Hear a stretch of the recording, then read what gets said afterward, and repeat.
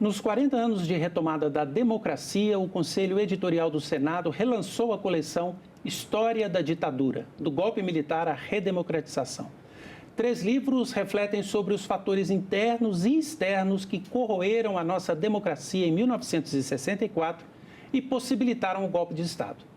Para falar sobre essas obras, o Cidadania convidou o jornalista André Basbal, que participou, daqui a pouco ele vai explicar, participou do relançamento dessa coleção. André, que é jornalista que trabalhou já nas grandes emissoras de TV do país, atualmente é diretor de integração de jornalismo da Rede Record.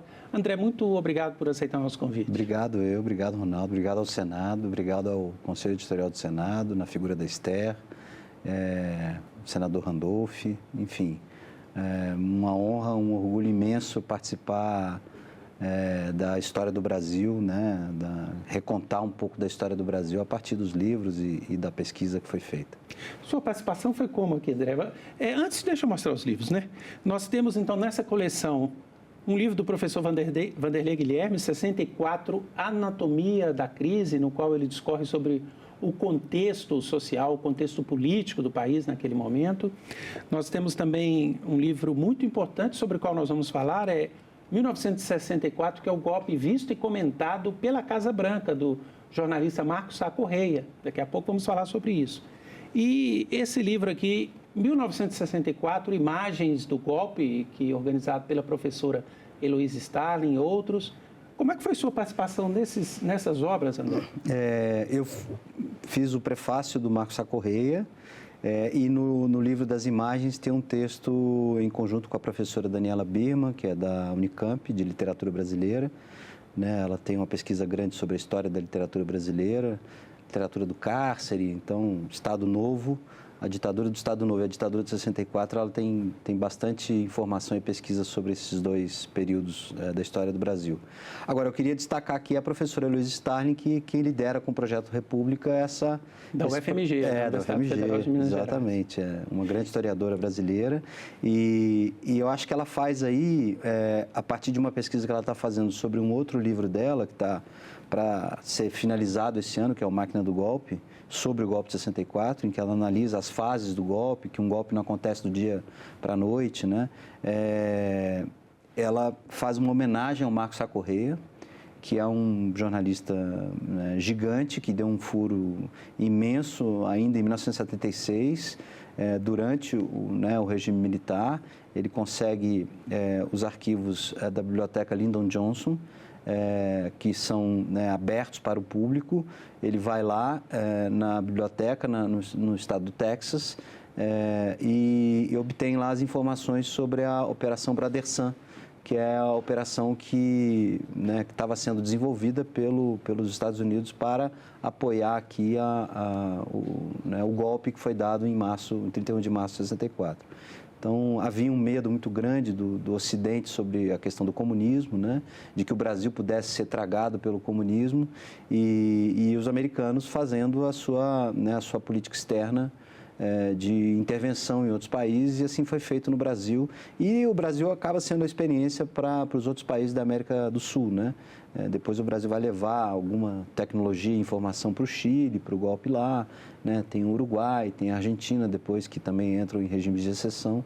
Então, o Marcos Sá Correia faz esse trabalho que é muito incrível, e foi um livro que ficou na história, nunca mais foi reeditado, e a professora, fazendo a sua pesquisa sobre 64 de novo, para escrever o livro dela, ela mergulhou no Marcos Sá Correia e viu que ele fez um trabalho espetacular, magnífico, de jornalismo, de reportagem, que é uma coisa que a gente vê hoje com mais dificuldade, né, Ronaldo? E é interessante, né, que ele lançou esse livro, se não me engano, em 77, 76. Né? A reportagem é publicada em 76 e o livro é de 77, exatamente. Porque foi a reportagem que deu origem ao livro. Isso. E recentemente o governo norte-americano abriu os arquivos da morte do presidente Kennedy, no qual foram encontradas muitas revelações, algumas que o Marcos Sá já tinha colocado aqui, outras mais, né? Confirma isso que você falou, né? Como é que aquele trabalho de reportagem foi pioneiro, né? Como é que o repórter... E antes da gente entrar, né, na discussão desse trabalho de reportagem, eu queria que a gente falasse um pouco mais sobre o livro. Ele relata aqui, inclusive, a Operação Brother Sun, que os Estados Unidos enviaram, inclusive, navios para a costa brasileira. Era casca grossa o negócio. Para aqueles que estão nos assistindo, podia explicar um pouquinho como é que foi essa operação? Era o Comando Sul, né, a Quarta Frota, que empenharia aí uma força grande aqui no Atlântico Sul e daria suporte aos né, ditos revolucionários, né, pelos militares, né, eles se autodeclaravam revolucionários, né, ao golpe de Estado, para se tivesse algum tipo de resistência, né, militar ou, enfim, civil, você tinha ali primeiro uma intimidação muito grande, né, você ter um porta-aviões americano na sua costa, dizendo eu apoio essa mudança que está havendo aí no regime, né, essa tomada de poder, é uma coisa muito forte, né? E ali tinha soldado, arma, combustível, para resistir aí 3, 4, 5 meses de resistência se acontecesse, né? Acabou que não aconteceu, né? O golpe foi dado e a ocupação do poder se deu de uma maneira não tão violenta como pudesse ter sido ou como alguns tinham previsto na época, né? Mas isso que você falou dos arquivos do presidente Kennedy é muito legal. O Marco Sá Correia, ele fala exatamente da Brother Sun, mas o que está para além disso é, de fato, uma correspondência muito forte do poder americano, do governo americano, os dois governos, né? Porque o Kennedy é assassinado, né, em 63. Um pouco antes do golpe. E o Lyndon Johnson continua a mesma política externa para o Brasil. Mas, embora o Kennedy tenha sido assassinado, já se discutia a possibilidade do golpe antes. Já se discutia a intervenção, exatamente. Então, tem telefonemas do Kennedy com o Gordon, Lincoln Gordon, que é o embaixador no Brasil, que era um homem muito poderoso aqui no Brasil, tinha uma influência muito grande na sociedade brasileira, já tinha, né, uma presença muito forte de agências americanas aqui dentro do Brasil, desde quando o João Goulart assume a presidência da República, né, no período parlamentarista e depois quando ele de fato assumiu o poder, e com essa preocupação de que o Brasil pudesse virar uma grande Cuba continental abaixo da linha do Equador, né? Esse era o grande medo deles, eles, né, tinham já o trauma do episódio dos mísseis, né? Então, a coisa ficou muito quente aí nesse período, e você tem esses dois presidentes americanos, né, numa comunicação direta com o embaixador americano aqui no Brasil, falando sobre como é que nós vamos tirar esse Jango daí, esse Goulart. E o embaixador que, por sua vez, tinha uma comunicação muito grande com personalidades políticas. Sim, né? sim. O próprio presidente da Câmara. Com lideranças políticas. Exatamente, com lideranças. O Gordon é um personagem fundamental do golpe. Ele está em todas, né? Articulando com empresários, né? Na verdade, articulando o que a gente fala, mas na verdade é conspirando, né? É uma conspiração, né? O que a professora Heloísa fala muito e na pesquisa dela recente do Máquina do Golpe, e que eu acho que é muito importante para a gente refletir sobre esse tipo de acontecimento, de fato histórico, é que um golpe você precisa ter as fases lá do Maquiavel, né? A conspiração, a traição e a tomada e a ocupação do poder, né? E foi isso que ela consegue mostrar nessa pesquisa, e aí essa homenagem ao Marco Sá Correia, que é muito feliz nessa reportagem, porque ele vai para lá, consegue encontrar os documentos, né, os primeiros documentos abertos do governo Johnson, já na biblioteca Lyndon Johnson, né, o início da fundação. Lá se tem a tradição de ex-presidentes montarem fundações, né, para cuidar, inclusive, do legado deles, né, e aí são dois presidentes democratas que são, né, na verdade, intervencionistas, né? E é interessante você falar que são democratas, né, porque tem-se a visão, né, sobretudo aqui no Brasil, né, de que os democratas que são nos Estados Unidos o espectro mais à esquerda não estariam envolvidos com isso, mas não é verdade. Eles adoram uma guerrinha, adoram uma intervenção na vida alheia. E no caso do golpe, eles eram os presidentes naquele momento. Exatamente, né? São os dois presidentes democratas que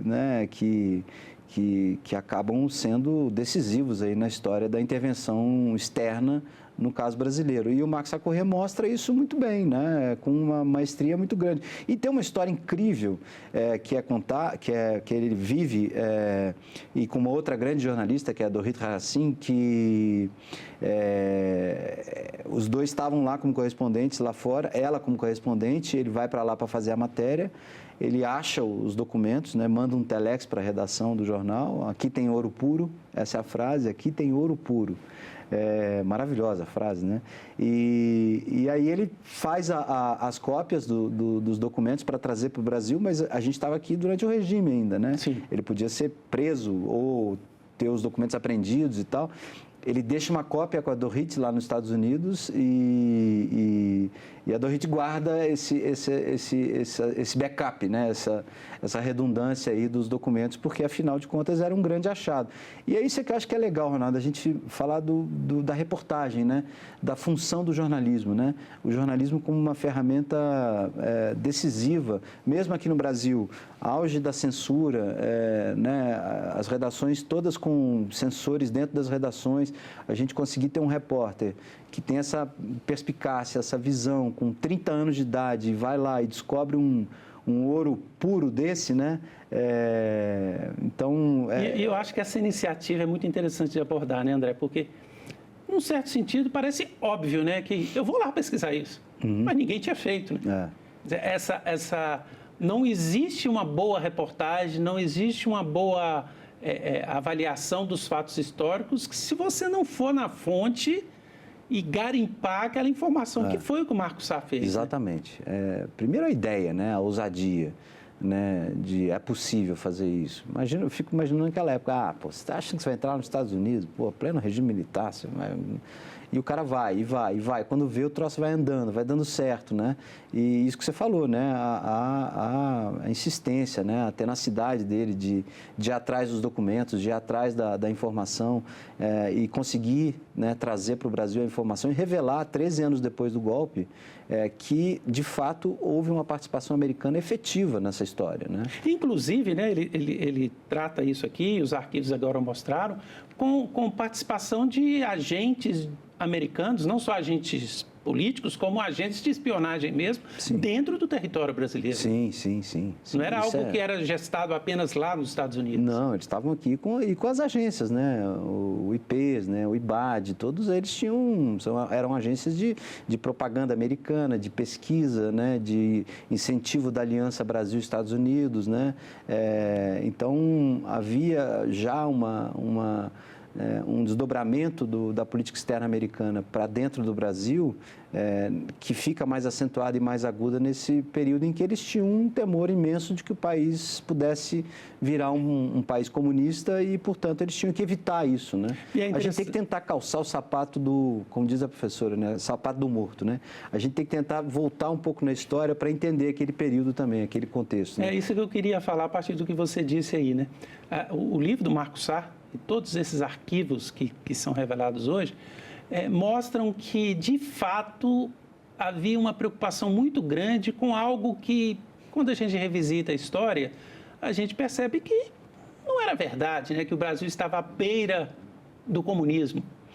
Mas isso parece muito claro nas conversas que havia entre os americanos e alguns agentes políticos brasileiros. Né? Eles viam sinais, né? Então, assim, quando, né, você tem comício do Jango, em praça pública, conclamando os trabalhadores, reforma agrária, uma agenda, né, toda voltada para um lado que se aproximava muito mais, né, de uma distribuição de riqueza, de poder na sociedade, que estava muito mais associada ao mundo socialista, ao mundo comunista da época, diferentemente de como a gente vê hoje, que eu acho que está muito banalizado, está muito pouco explorado, não está bem explorado, não estão, né, esses conceitos. Né? Hoje em dia a gente fala, fulano é comunista. O comunismo acabou, não existe mais. Se você for pegar a concepção teórica de comunismo, não existe. Tem na Coreia do Norte, tá? O que é a Coreia do Norte? Porque a China não é mais. É um país, uma relíquia quase da história, né? A Coreia do Norte, é um país fechado, né?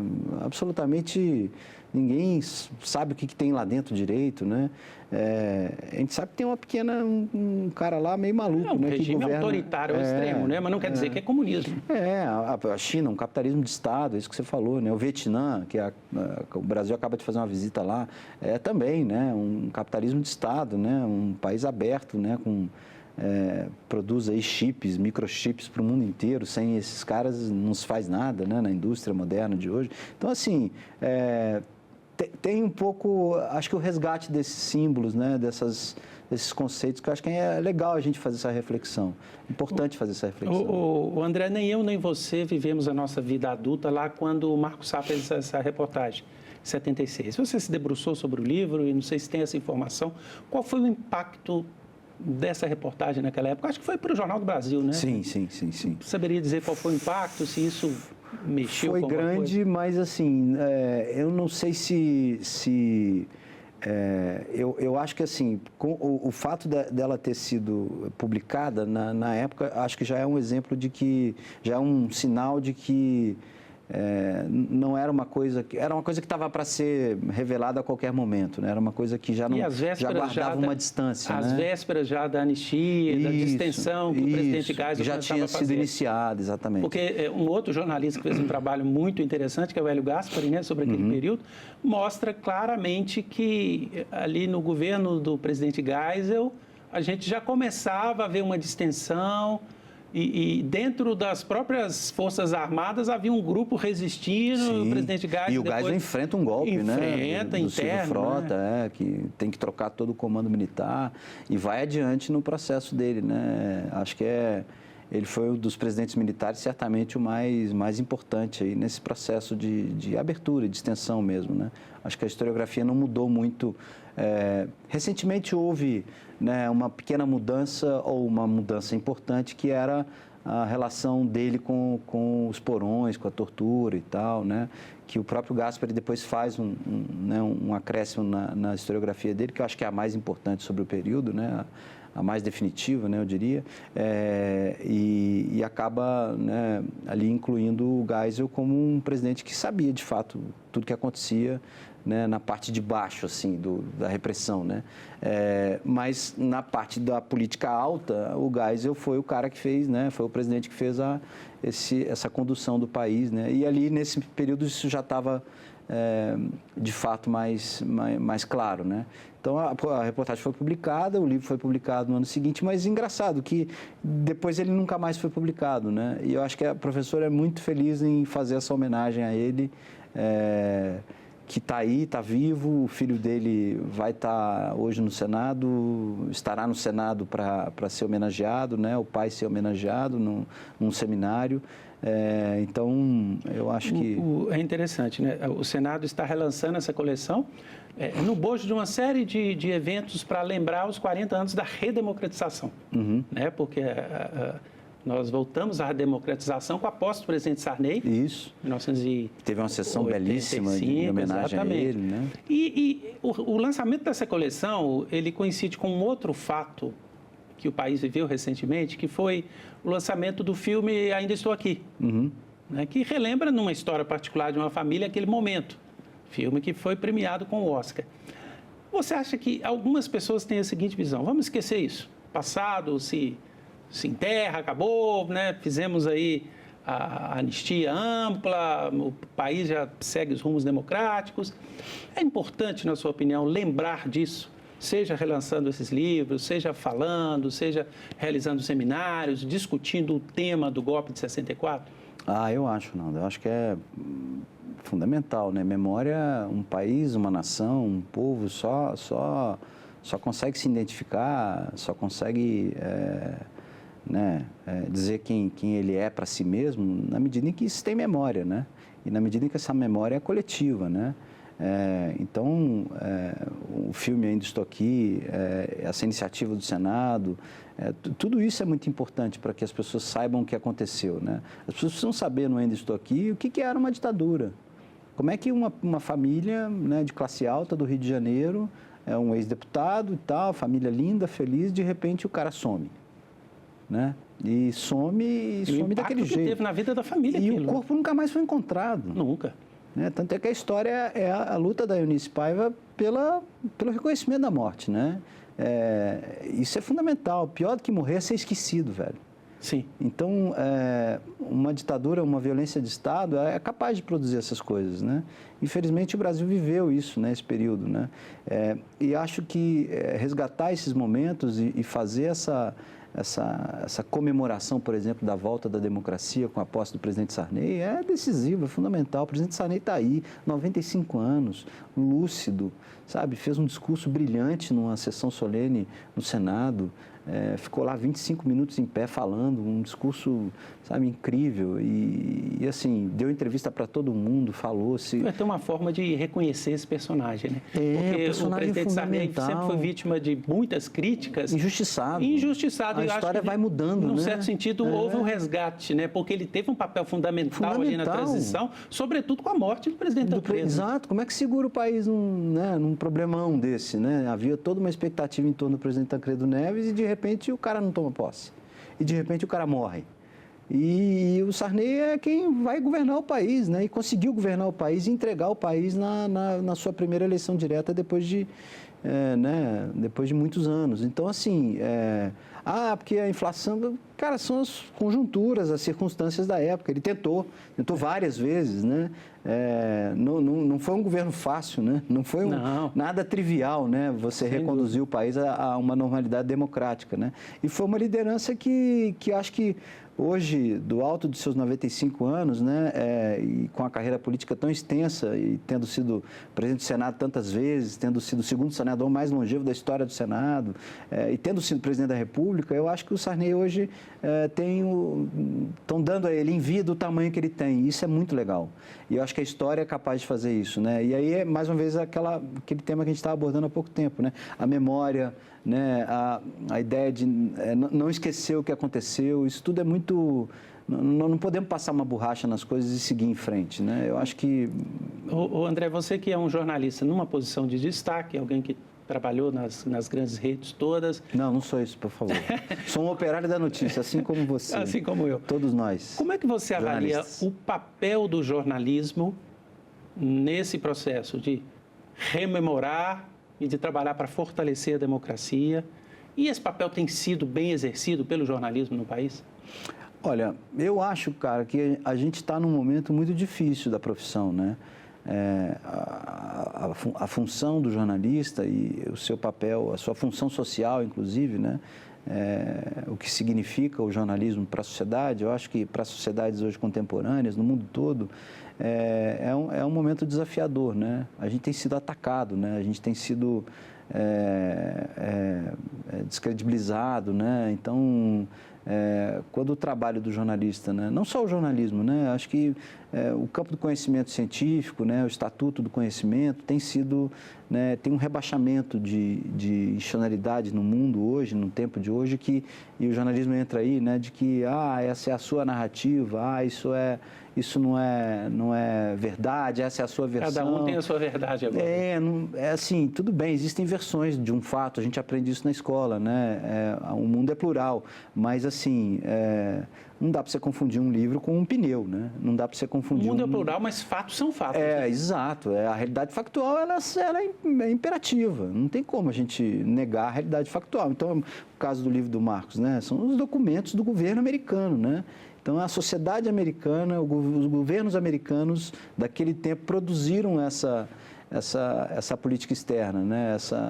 E isso está lá, é um fato histórico, é registrado, não tem como mudar isso, né? Eu acho que é desafiador e eu acho que o jornalismo precisa lutar. Eu acho que nós, jornalistas, precisamos estar cada vez mais conscientes de que é um momento de desafio e de lutar pelo nosso ofício, pelo nosso trabalho, pela função que a gente tem na sociedade, falar isso para as novas gerações de jornalistas que estão chegando, né? Mostrar a importância da técnica, da apuração correta, né? Da informação, da relação com a fonte correta. Tudo isso está sendo testado o tempo todo, a gente está num teste de estresse imenso, os veículos tradicionais manterem a sua relevância, né? A sua importância diante desse mundo tecnológico das big techs que, né, produzem essa grande desinformação que a gente vê hoje no mundo, muita informação circulando, muitas versões, muitas delas fantasiosas sobre a realidade que acabam se impondo. Então, isso tudo é um desafio para nós. Acho que a profissão do jornalista, ela eu vejo de uma forma contrária. Todo mundo fala, está ficando menos importante. Não, é o contrário. Ela vai ficar cada vez mais importante, porque é onde hierarquiza os fatos, onde hierarquiza a qualidade da informação, onde você separa o que é informação de qualidade, onde tem integridade da informação e onde não tem. Esse é o ofício de jornalista. Eu acho que o jornalismo na democracia ele é fundamental. Não existe sistema democrático sem liberdade de imprensa, sem imprensa livre. André, muito obrigado pela entrevista. Obrigado, Ronaldo. Agradecemos também a você que nos acompanhou. Esta entrevista e todos os programas da TV Senado estão disponíveis para você rever e compartilhar no nosso site, senado.leg.br/tv, ou lá no nosso canal no YouTube. Se inscreva, marque para receber notificações e ter acesso a todos os conteúdos da TV Senado. Obrigado pela companhia e até o próximo Cidadania.